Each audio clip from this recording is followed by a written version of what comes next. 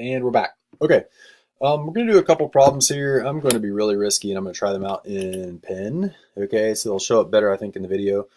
And I just wrote a few on a piece of paper here. We're going to go through these together. All right, convert 12 inches per minute to centimeters per second.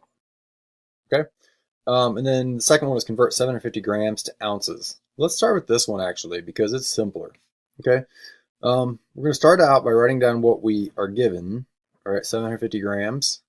And we're going to write down what we want to end up with unit-wise. Okay, ounces over here. Now, the way to do this is you pull out your handy-dandy units to know sheet. Right, looks like so. Okay, and down here at the mass, we're going to need some things. Okay, we need to know that grams, 454 grams is a pound, and 16 ounces is a pound. Okay, you should memorize those two things. Be handy to know all of these, actually. All right.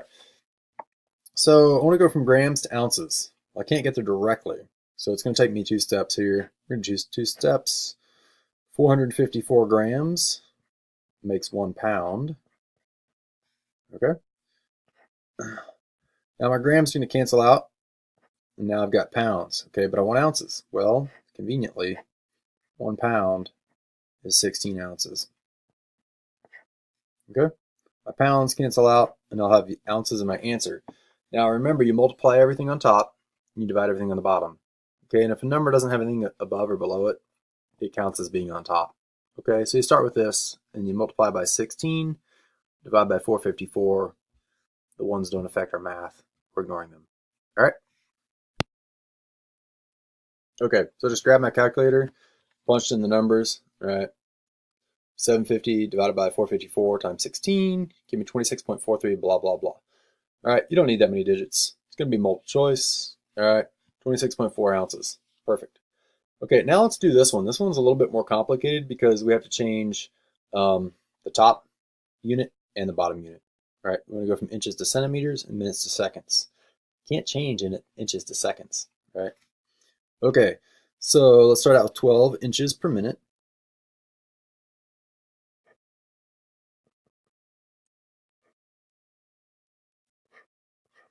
Okay, so I just wrote down my given. I put my inches on top, my minutes on the bottom. I want to go to centimeters per second. So over here, I'm going to write equal sign, and I'll do centimeters per second. All right, so let's start out changing inches to centimeters. If you look on that handy units to know sheet, you'll see that 1 inch is 2.54 centimeters. Okay. And if you want to get rid of a unit that's on top, you got to put the thing you're canceling on the bottom, right? So that goes away. And you'll notice my centimeters end up on top, which is where I want them. All right. When we take our equivalent statements, you can write one thing on top of the other, or vice versa. All right. Now we want to get rid of our minutes and go to seconds. So minutes are on the bottom here. I got to put them on the top over there. 1 minute is equal to 60 seconds. Okay, my minutes are going to cancel out. Now I get this. Here I got centimeters per second, which is what I want in my answer. Again, I got to go to my calculator. All right, 12 times 2.54 divided by 60 is 0.5. Let's say 0.51. Okay, I got 0.508, but we'll round it off. All right, because I don't have room to write more digits. Okay, 2 problems there. All right, let's move on down. Okay, how much work is done if a force of 12 newtons is applied for a distance of 6 meters? All right, in the last video, we looked at some of the formulas. And if you remember, work is equal to force times distance. All right, so this is pretty simple because we're going to do work equals 12 newtons times, and I use parentheses when I multiply stuff together. It's just the way I am. All right, times 6 meters. You can put an X in there and ignore the parentheses if you want to. 12 times 6 is 72. So I'm going to end up with 72 Newton meters. Now remember, a Newton meter is equal to a joule. So it's 72 joules. All right, that's the work done. There's your answer. All right, great. Okay, the next problem. What is the momentum of a 5 kilogram cannonball traveling at 150 meters per second? All righty. Momentum is P equals mv. Mass times velocity. Look, we got a mass, right? Kilograms, we have a velocity. So again, this is really simple. P equals 5 kilograms. Okay, times 150 meters per second. All right, 5 times 15. Let's see, what's that? All right, 750. So my momentum equals 750. All right, just multiply those numbers together, and my units become a kilogram meter per second. Okay. Now this does not simplify to anything. There is no like complex unit, like a joule or a newton or anything for that. Okay, it's just kilogram meter per second. So that's your answer. All right, and this is what you'd want to look for in your multiple choice questions. Okay, up here, this is what you'd want to look for in your multiple choice answers. Okay, up here, this is what you'd want to look for in your answers. And up here, well, you can't see it. Okay, this is what you want to look for in your answers. Okay, one more problem. Then we'll move on to something else. Oof. All right, what is the potential energy of a 2 kilogram coconut that is hanging 3 meters above the ground? Well, potential energy, we've learned many times that mass times gravity times height. So let's just add those in, or put those values in. Okay, there's my mass, there's my height. Uh-oh, what's gravity? Well, you should know that gravity is 9.8 meters per second squared. So 2 kilograms times 9.8 meters per second squared times 3 meters. All right. And we're going to end up with units. Well, let's do the math. 2 times 9.8 times 3 equals 58.8. Okay, and the units are kilograms. Meter times a meter gives me meter squared over second squared, which is 58.8 joules. Okay. Now you'll probably be looking for this, right? And not that. Okay, for your answer. It'll probably be in joules. Okay. Up here, it probably won't be Newton meters. It'll probably be in joules. Okay. All right. If you see an answer that says 72 newtons, that's not the correct answer. Okay, it has to be 72 joules. All right. Okay. But wait, there's more. Hey kids.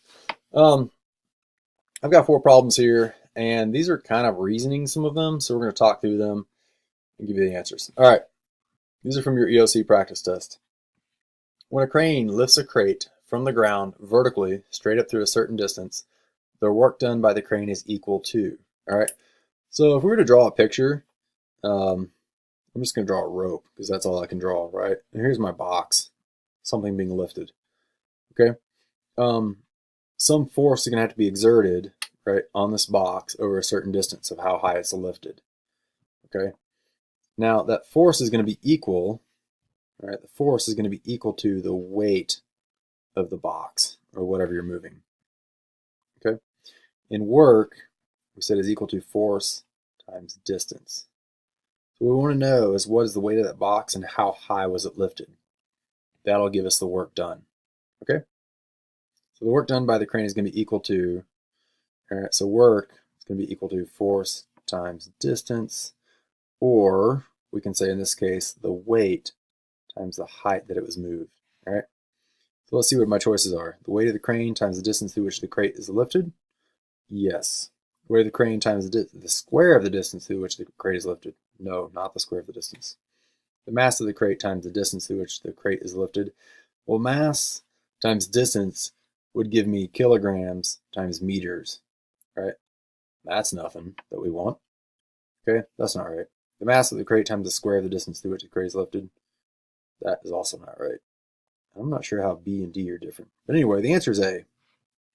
Okay, it's the weight of the crate times the distance through which the crate is lifted. That will give you the work done on the crate, okay, by the crane. Okay, the next problem. This one, like 80-something% of the students who took the practice EOC got it right. So you guys obviously know this one, right? A tree branch floating on water is shown below with the arrow representing a force acting on the branch. Okay, this arrow is pointing up. It's kind of hard to see right here. It's a lot easier to see in the EOC practice test. All right, the arrow is pointing up. It's pointing in that direction. All right, this force is best described as the buoyant force, gravity, the branch's weight, or drag. That would be the buoyant force. Okay. If we had an arrow pointing down, right, I would say that's the branch's weight. Okay. Some people might say it's gravity, right? Gravity is actually what's pulling down, but the force itself would be the weight, okay? Because gravity is really an acceleration, 9.8 meters per second squared. Weight is actually the mass of the branch in this case times gravity, all right? That gives you newtons. All right, kilograms, meters per second squared gives me newtons. Because forces are in newtons, all right? If it was talking about a force, I would call that the branch's weight if the arrow is pointing downwards, okay? But this arrow is pointing up, the buoyant force, all right? And as I said, about 80-something% of you guys got that right, so good job. All right, suppose the efficiencies of two energy conversion devices are different, and one of the devices has an efficiency of 100%. Given this information, it will best be concluded in the case that the other device, and then it gives us some choices. Okay, we have two devices, all right? We'll call it thing 2 and thing 1, all right? Sorry, I wrote these backwards. All right, they both have an efficiency, right? So we'll put an E here for efficiency. Okay, I'm making like a table or something. I don't know. Okay, efficiency. If the efficiency of one of the devices is 100%, then this one is not equal to that one. Okay, it could be more, it could be less, right? But it's not equal. Okay, what can we conclude? Well, you can't have a device, an energy conversion device, that is more than 100% efficient. Okay, it is impossible. It's thermodynamically impossible. So this one has to be less than 100%. Okay, the second object. So the useful energy output exceeds the total energy input. All right, wait. Given this information, it will be best concluded that in the case of the other device, the useful energy output exceeds the total energy input. Well, that would be an efficiency greater than 100%. You can't get more energy out than you put in. It's impossible, okay? Useful energy output is less than the total energy input. That's correct, okay? Because it's less than 100%. That one has to be correct. All right, total energy output exceeds the total energy input. Okay, not correct. Total energy output is less than the total energy input. Okay, that's also not correct. All right, useful energy divided by total energy would give us a measure of efficiency. Total energy output, some of the energy is going to go to like heat, friction, other stuff. Okay, so B is your best answer. All right, last problem. Whoops, sorry, just hit the camera. Last problem here. Of the properties mass and weight of an object on Earth, which, if either, would change on the moon? Okay, as we saw, weight is equal to mass times gravity, right? The mass of an object does not change, right? Unless you like go on a diet or something. Okay, but an astronaut that weighs a certain amount on this Earth is going to weigh less on the moon because the gravity on the moon is different. Okay, it would not be this little g. It would use some other value, right? We talked about how force of gravity is actually always equal to the universal gravitational constant times the mass of the first object, the mass of the second object, and the distance between them squared. Okay, this g is always constant everywhere in the universe. Pretty awesome.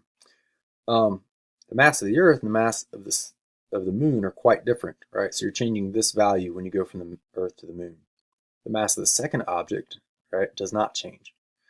And the distance between the center of the Earth and the surface of the Earth is a lot different than the distance between the center of the moon and the surface of the moon. So that distance, that would change a lot. Okay? All right. Anyway, of the properties of mass and weight of an object on Earth, which of either would change on the moon? The mass stays the same, so it's only the weight. All right? Only the weight changes. Mass as well as weight don't change. Either mass nor weight. Okay? Weight changes, mass doesn't. All right. It's B. Okay, guys. This page kind of had some, a random assortment of problems on it. One is work equals force times distance. This one is weight equals mass times gravity. This was about recognizing what a buoyant force is. And this one is about energy efficiency, right? A kind of random assortment. I'm going to give you some homework, problems somewhat similar to this, and some problems somewhat similar to what I showed you previously. Okay? All right. That's it for today. Tomorrow we will begin reviewing days 1 through 5. All right. Good luck.